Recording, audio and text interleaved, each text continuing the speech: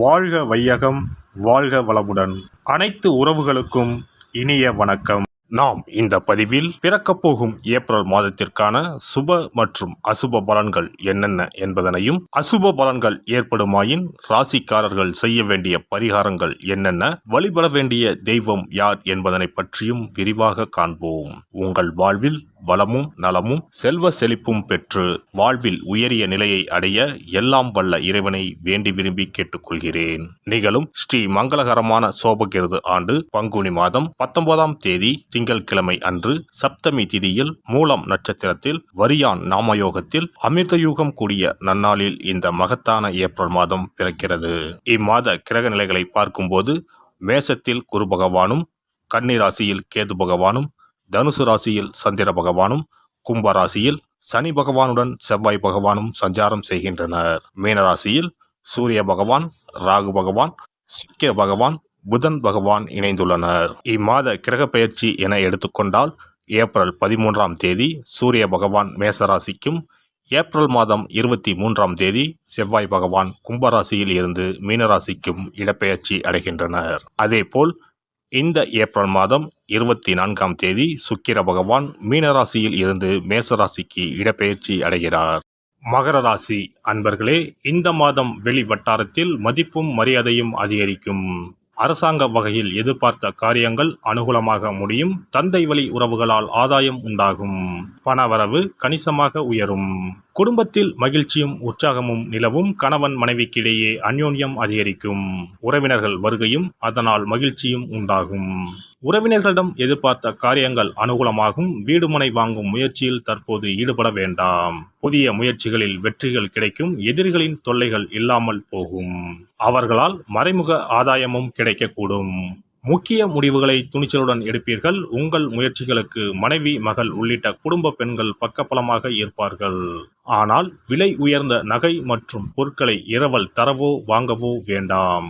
வீட்டில் பொருட்கள் களவு போகக்கூடும் என்பதால் எச்சரிக்கையாக இருக்கவும், அக்கம் பக்கத்தில் இருப்பவர்களுடன் அனுசரித்து செல்வது நல்லது.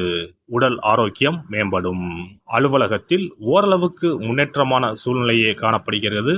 எதிர்பார்த்த சலுகைகள் கிடைக்கும். சக ஊழியர்கள் உங்கள் பணிகளில் ஒத்துழைப்பு தருவார்கள். உங்கள் கோரிக்கைகள் ஏற்றுக்கொள்ளப்படும்.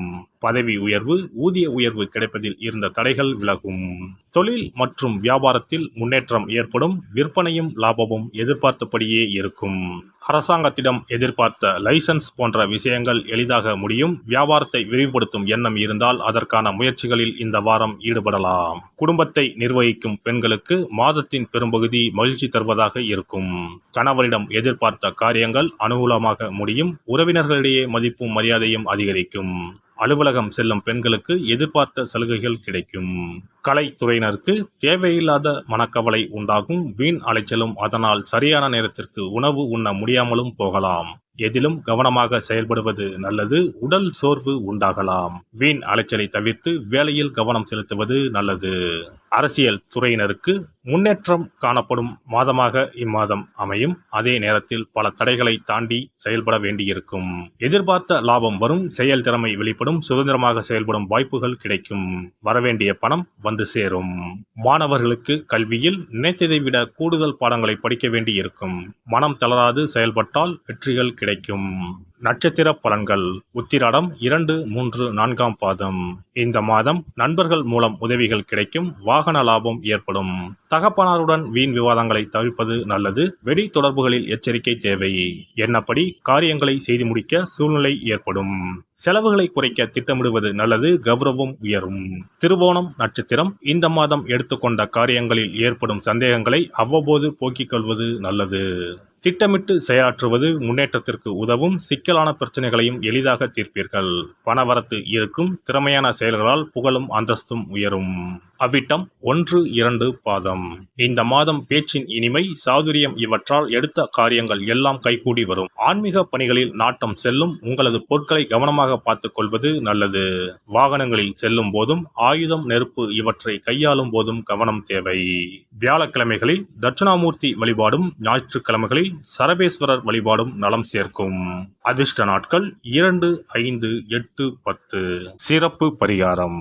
கடன் சீக்கிரம் அடைபட செவ்வாய்க்கிழமை இந்த எளிய பரிகாரம் செய்யுங்கள். முருகப்பெருமான் உடனே ஓடி வந்து உதவுவார். செவ்வாய்க்கிழமை அன்று சில எளிய பரிகாரங்களை செய்வதால் விரைவில் கடனை அடைத்து விடலாம் என நம்பப்பட்டு வருகிறது. செவ்வாய்க்கிழமையின் சிறப்புகள் பற்றி காண்போம். எவ்வளவு சம்பாதித்தாலும் வரவும் செலவும் சிலருக்கு சரியாக இருக்கும். சேமிப்பு என்பது உப்புக்கும் இருக்காது. ஆனால் சிலருக்கு வரவை மீறியும் அதிக செலவுகள் ஏற்பட்டு கடன் போன்ற பிரச்சனைகள் வந்துவிடும். இதனால் நிம்மதியாக வாழ முடியாமல் திணறுவர். இந்த மாதிரியான பிரச்சனைகளுக்கு தீர்வுகளை முருகப்பெருமான் அருள்வார். அவருடைய வழிபாட்டிற்கு ஏற்ற தினம் செவ்வாய்க்கிழமை. செவ்வாய்க்கிழமை அன்றைய நாளில் கடன் பிரச்சனைகள், பணி தொடர்பான பிரச்சனைகளை நினைத்து முருகனை வழிபடலாம். செவ்வாய்க்கிழமை அன்று நல்ல செயல்களை தொடங்க ஏற்ற நாள் இல்லை என்பது பாரம்பரியமாக நம்பப்பட்டு வருகிறது. ஆனால் செவ்வாய்க்கிழமை ராகு காலத்தில் செய்யப்படும் வழிபாடு பூஜைகளுக்கு ஆற்றல் அதிகம் என்பது ஐதீகம். செவ்வாய்க்கிழமை அன்று வரும் ராகு காலத்தில் அம்மன் துர்க்கைக்கு எலுமிச்சை தீபம் ஏற்றி வழிபாடு செய்தால் திருமண தடை விலகும். எப்பேற்பட்ட பிரச்சனையாக இருந்தாலும் உடனடியாக தீரும் என்பது ஐதீகம்.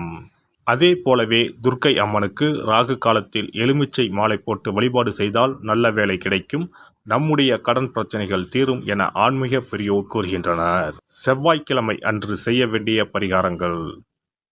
எவ்வளவு அடைத்தாலும் தீராத கடன் சுமை இருப்போர் செவ்வாய்க்கிழமை அன்று வீட்டில் ஒரு எளிய பரிகாரத்தை செய்தால் அவர்களுடைய மொத்த கடனும் அடைவதற்கான வழிகள் கிடைக்கும். செவ்வாய்க்கிழமையில் வருகின்ற செவ்வாய் ஹோரையில் இந்த வழிபாட்டை செய்ய வேண்டும். அந்த ஒரே நாளில் 3 வகையான பரிகாரங்களையும் செய்தால் மட்டுமே முழு பலனையும் பெறலாம். முதல் செவ்வாய் ஹோரை. செவ்வாய்க்கிழமை அன்று காலை 6 மணி முதல் 7 மணி வரையிலும் செவ்வாய் ஹோரை இருக்கிறது. அப்போது பாசிப்பயிறு அல்லது பச்சை பயிறு ஆகியவற்றில் ஏதேனும் ஒன்று வெல்லம் போட்டு பாயாசம் செய்து பூஜை அறையில் சுவாமிக்கு படைக்க வேண்டும். வீட்டு பூஜை அறையில் விளக்கேற்றி எங்களுடைய வீட்டின் கடன் சுமைகள் விரைவில் அடைபடுவதற்கான வழிவாய்ப்பை எங்களுக்கு கண்முன்னே காட்டுங்கள் என குலதெய்வம், இஷ்ட தெய்வம் எல்லோரிடமும் பிரார்த்தனை செய்ய வேண்டும். இரண்டாவது செவ்வாய் ஹோரை செவ்வாய்க்கிழமை அன்று பகல் பொழுதில் 1 மணி முதல் 2 மணி வரை இருக்கிறது. அப்போது பச்சரிசியை சுத்தம் செய்து அதனுடன் பச்சை பயிறு, வெல்லம் ஆகியவற்றை கலந்து வீட்டு பூஜை அறையில் வீட்டிற்கும் சுவாமி படத்தின் முன்பு வைக்க வேண்டும். பின்னர் நாங்கள் கோமாதாவிற்கு செய்யும் இந்த தானத்தை ஏற்று எங்களுடைய கடன் சுமை குறைந்து நிம்மதியான வாழ்க்கை கிடைக்க 30 முக்கோடி தேவர்களும் அருள் புரிய வேண்டிக் கொள்கிறோம் என மனதினுள் பிரார்த்தனை செய்ய வேண்டும்.